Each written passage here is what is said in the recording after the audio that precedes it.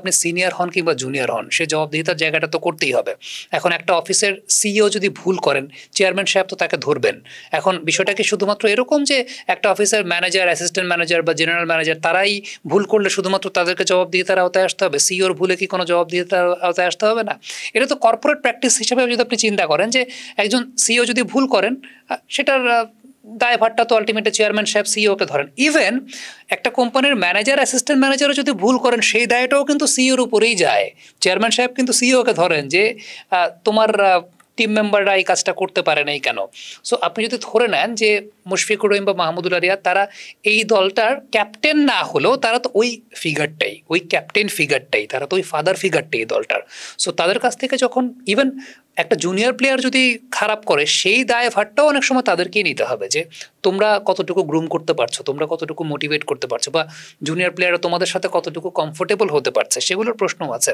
তো আমার কাছে মনে হয় যে ফিল সিমন্স যদি এরকমটা বলে থাকেন বা করে থাকেন, that's completely right, that's completely all right, এবং প্রত্যেকটা পজিশনের জবাবদিহিতার জায়গা অবশ্যই থাকতে হবে। এখন আগে এরকম কোনো কিছু দেখেন নাই, তাইলে তো বুঝতে হবে যে এই জায়গাটাতে গলদ আছে। কারণ যদি এরকম হয় যে দলের চাইতে ব্যক্তি বড় হয়ে যায়, ইভেন এটা তো শুধুমাত্র দল বলবেন, এটা দেশ। কারণ এই বাংলাদেশ টিমটার প্রতিনিধিত্ব 11 জন করেন, কিন্তু এই বাংলাদেশ টিমটা তো শুধু 11 জনের না, বা এই বাংলাদেশ টিমটা তো শুধু ক্রিকেটারদের না।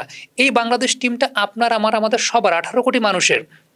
প্রবাসী যে ভাইটা একটা দিনের তার 5 বা 6 হাজার টাকা বা 10 হাজার টাকা লস করে টিকিট কেটে খেলা দেখতে আসছেন, সেই ভাইটার সঙ্গে আপনি প্রতারণা করছেন না? সেই দলটা তো সেই ভাইয়ের, প্রবাসী সেই ভাইটার।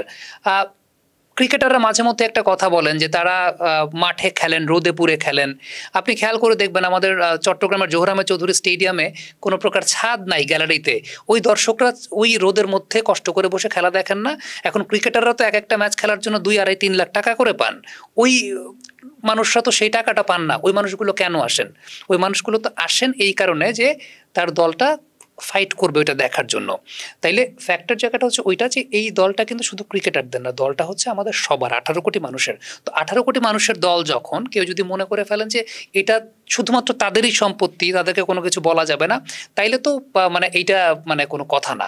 সো ফ্যাক্টর জায়গা ওইটাই, দলটা যখন 18 কোটি মানুষের, জবাবদিহিতার জায়গাটা প্রত্যেকেরই থাকতে হবে। ওয়ান ডে ক্রিকেটের পৃথিবীটা এখন 350-এর, বাংলাদেশ সেখানে 250-এ আছে। যেহেতু লাস্ট ম্যাচটা বাংলাদেশে আসলে হারার আর কিছু নাই, হারিয়ে ফেলেছে, টুর্নামেন্ট থেকে ছিটকে গেছে। শেষ ম্যাচটা বাংলাদেশের অ্যাপ্রোচটা কেমন হওয়া উচিত? মানে যেহেতু এখানে আসলে হারলেও সমস্যা নাই, জিতলে ভালো, কেমন হওয়া উচিত আসলে? কেমন কি অ্যাপ্রোচে খেলা উচিত? দেখেন, আমি একটা কথা বলি, সেটা হচ্ছে যে আপনি অ্যাপ্রোচের কথা বলছেন। বাংলাদেশ তো ডিফেন্সিভ অ্যাপ্রোচে খেলে নেই, অ্যাগ্রেসিভ অ্যাপ্রোচেই খেলেছে। অ্যাগ্রেসিভ অ্যাপ্রোচে খেলতে গিয়ে পারে নাই। প্রত্যেকে কিন্তু মারতে গিয়ে আউট হয়েছেন এবং অযথা মারতে গিয়ে আউট হয়েছেন। আমি একটা কথা বলি আপনাকে, নিউজিল্যান্ড প্রথম ম্যাচটা যে 314 বা 315 করলো, আপনার কাছে কি মনে হয়েছে যে নিউজিল্যান্ড খুব রিস্কি ক্রিকেট খেলছে? মিডল ওভার্সে খেলাটা দেখেন 11 থেকে 40 নম্বর ওভার মডারেট ক্রিকেট খেলেছেন। মডারেট ক্রিকেট খেলে খেলে রান করে করে করা যায়। আপনি একটু চিন্তা করে দেখেন, বাংলাদেশ যে মানে 181টা ডট বল খেলেছে, এই 181টা ডট বল কিন্তু ডিফেন্সিভ খেলতে গিয়ে খেলে নাই। তারা পারতেছিল না, এই কারণে 181টা ডট বল খেলেছে। সিঙ্গেল বের করতে পারছিলেন না। এই 181টা ডট বলের মধ্যে যদি 80টা সিঙ্গেল হতো, রান কিন্তু এমনি 300 হয়। আপনি খুব ইকুয়েশনটা হিসাব করে দেখেন। প্রবলেমের জায়গাটা হচ্ছে যে ওয়ান ডে ক্রিকেটে যে 11 থেকে 40 নম্বর ওভার স্ট্রাইক রোটেশনের জায়গাটা, মেরে খেলা লাগবে না আপনার। ওয়ান ডে ক্রিকেটে আপনি এমন না প্রতি বলে আপনার 6 মারতে হবে। বাংলাদেশের প্রবলেমই তো এটা, হয় বাউন্ডারি মারতে পারে, না হয় ডিফেন্স করতে পারে। আমার কাছে মনে হয় কি, আমি let me make myself very clear, আমাদের বাংলাদেশের দর্শকরা ভাবে যে আমাদের অ্যাগ্রেসিভ অ্যাপ্রোচে খেলা উচিত, 350-এর জন্য খেলা উচিত, এটাই ভাবে না। প্রবলেমের জায়গা হচ্ছে বাংলাদেশ ওইটাই করতে যায়, হয় মারতে পারে, না হয় ডিফেন্স করতে পারে। ইন বিটুইন যে সিঙ্গেলস নিতে হয়, ওই কাজটা কেউ করে না 11 থেকে 40 নম্বর ওভারে। আপনি খেয়াল করে দেখবেন, যারা 350 করে তাদের অ্যাপ্রোচ যদি একটু খেয়াল করে দেখেন, রেয়ার কিছু সিনারিও ছাড়া প্রথম 10 ওভার মারে, শেষ 12 ওভার বা শেষ 10 ওভার মারে। মাঝখানের যে 30 ওভার, এই 30 ওভার স্ট্রাইক রোটেশন করে। বাংলাদেশ প্রথম 10 ওভার যেদিন মারতে পারে সেদিন মারে, যেদিন কলাপস করে সেদিন 5টা পড়ে যায়। মিড ওভার্সে বাংলাদেশ সিঙ্গেল নিতে পারে না। এরপরে গিয়ে শেষের 10 ওভার এক্সিকিউটটা করতে পারে, অপোনেন্ট টিম টায়ার্ড হয়ে যাবে এরকম, তাতেই কিছু রান বাংলাদেশ করতে পারে। বাট ফ্যাক্টের জায়গাটা হচ্ছে, আপনি প্রথম 10 ওভার যেরকম অ্যাপ্রোচ খেলেন বা একটু সেফ ক্রিকেট খেলেন, আপনি মাঝের যে 30 ওভারটা, সেই মাঝের 30 ওভারটা আপনি স্ট্রাইক রোটেশনটা করেন। মানে যে 181টা ডট বল আপনি করছেন তার মধ্যে 80টা সিঙ্গেল বের করেন। আপনি একটু চিন্তা করে দেখেন, 238 বাংলাদেশ করেছে, এই 181টা ডট বলের মধ্যে এই 238 কিন্তু বাংলাদেশ করেছে আসলে 19 ওভার 5 বলে।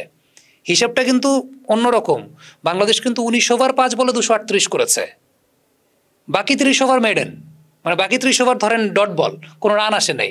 তাহলে এই 30 ওভারের মধ্যে যদি 80 রান সিঙ্গেল আসতো, রান কিন্তু 300। তো ওই যে কথাটা না যে 350-এর অ্যাপ্রোচে খেলা, 350-এর অ্যাপ্রোচটা কি সেটা আগে আপনাকে জানতে হবে।